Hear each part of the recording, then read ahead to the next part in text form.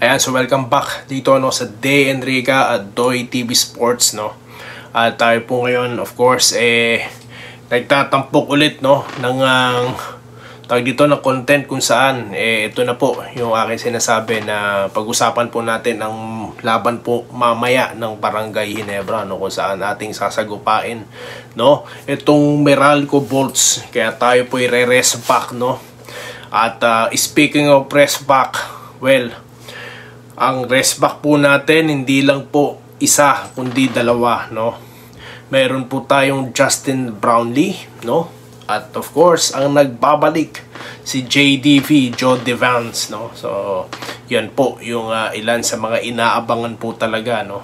At of course ng buong koponan kasi nga tayo po'y tinalo ng Meralco, no. Kung matatandaan nyo po, bago at pagkatapos po ng laban, tayo po'y nag-uusap-usap, di po ba? Para pag-usapan itong mga plano ni Coach Tim Cone, ni Coach Nenad, and at the same time, ito pong mga plano ni Coach Tim Cone, no? So ano pong aabangan natin dyan? Ito mabilisan lang, no? Of course, having Jody Vance, alam naman po natin na isa po siya sa orchestrators, no, or sa implementors ng play ni Coach Tim Cone. So kailangan po talaga, no, na meron siyang tawag dito, extension, kumbaga sa manager sa isang restaurant, no, or sa kahit sa establishmento, ang mga managers or supervisors po, sila yung extension ng kumpanya, no, para masiguro na yung smooth flow ng transaction, di ba? Lalim. Napunta tayo sa management. Di po ba ganun?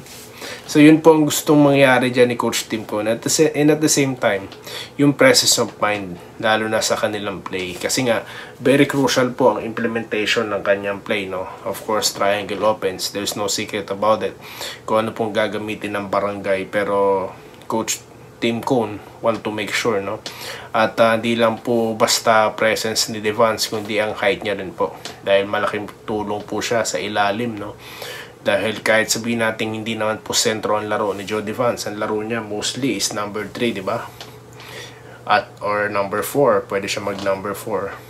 At very compliment po talaga siya sa mga guards ng barangay, di ba? Kasi may pagkakataon na yung guards ng barangay katulad ni Abarientos, no, imbis na siya po ang magiging ball carrier, meron pong although siya naman talaga ang ball carrier, no, pero sa nangalaro po ni Jody Vance, di ba, may mga time na siya yung namamasa, di ba? So yun ang ilan sa mga bagay na na tinitignan siguro diyan ni Coach Tim Cone. Pero ang sabi ko nga po sa inyo, ang aking kabalang dyan, no, or aking tawag dito, ini-expect dyan, yung pagkakaiba. I mean, syempre bagong salta lang po ulit si Jody Vance sa liga, di ba? Nakapagpahinga na siya, tapos came out of retirement, biglang playoffs. Parang po yan, di kaya siya mabigla nun, di ba? Yun, yung errors niya may minimize ba kagad, di ba?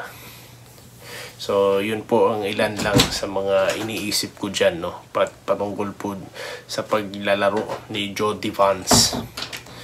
At siya po kaya talaga maglalaro, no? Baka pang pasag lang, no, or pang tawag dito, pang sira lang ng diskarte ng Meralco, no. So baka mind lang, no, tawag dito, mind game lang ginagawa dito ni Coach Tim Cone. So hindi po natin sigurado lahat, di ba? Dahil ni scrimmage ata hindi pa natin napapanood na muling maglaro ito si Jody Vance sa barangay. So yun po, no. At ang Barangay Ginebra po ang number 3 at ang Meralco Bolts naman po ang pangalawang magaling pangalawa, no, sa Group A. At well, kanina lang po, no, napag-isipan ko yung inirereklamo ng ng ilang mga individual dyan sa PBA, no, yung bracketing. Kasi nga sabi nila dapat daw yung first seed, dapat kahit pa paano smooth sailing sila going to the finals, no? So, well, pinag-isipan nating maigi, siguro dapat tanggalin na lang yung yung bracketing na to, no? Ibalik na lang sa dati. Di po ba mas maganda yun? Para during elimination po, may pagkakataon na magkalaban-laban yung mga kupunan sa A and B, no? Kasi sa elimination din natin sila nakitang maglaban. Bagamat isa pong dahilan yan dahil po ang tawag dito, yung calendar po pinapaiksi para po sa preparation naman po ng Gilas Pilipinas, no? Para po sa Nobyembre, kung saan magkakaroon po ng tawag dito, qualifying tournament, no? Para sa FIBA Asia. So, yun naman po ang naging diskarte dyan. So, I'm sure there will be an adjustment. Bakit? Kasi nga, tignan nyo po ang nangyari sa Rain or Shine na nakaisa na po, no? Dito sa Templados. At kung sakaling manalo sila sa serye, makakalaban po nila ang tropang Giga, no? So, which is mahirap nga naman para sa kanila, no? Pero mas malakas pa nga yata ang Rain or Shine sa tropang Giga, no? Kasi sa tropang Giga, sa totoo lang, bukod kay sa import nila, sino pa ba yung scorer dyan, no? Parang ngayon aggressive po kasi mga rookies ng Rain or Shine, dahil magaling po talaga mag-handle to si Calboes, si Coach Yeng, no? At dito naman sa hanay po ng sa kabilang bracket naman po, no? Kung sakaling makalusot dito ang Barangay, San Miguel naman kagad. So at least siguro ang ginawa dito talaga ni Kume, iniiwasan niya maglaban sa finals ng Ginebra at ng San Miguel. Di po ba ganun? No? Basta yun po. Ang akin lang po suggestion, tanggalin na po yung 4-point game line, and at the same time ibalik na po sa dati yung natin, format ng liga para mas masaya. Di po ba?